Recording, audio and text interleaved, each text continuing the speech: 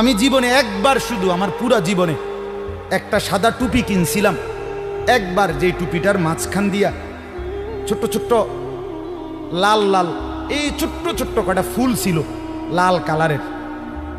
এই একটা টুপি শখ করে এমনি ভাল লাগছিল, কিনছিলাম ওই মাহফিলে যে দোকান বসে এডিট থেকে। তখন আমি মাত্র নতুন চাকরি নিছি, পড়ালেখা শেষ করে বেতন হইছে অল্প টাকা।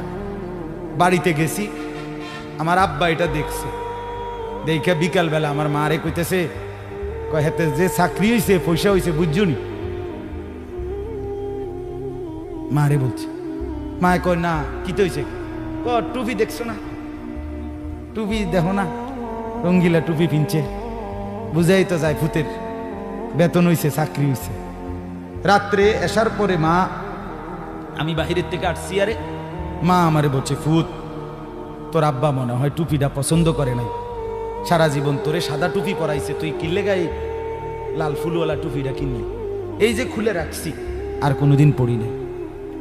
বাবার নজর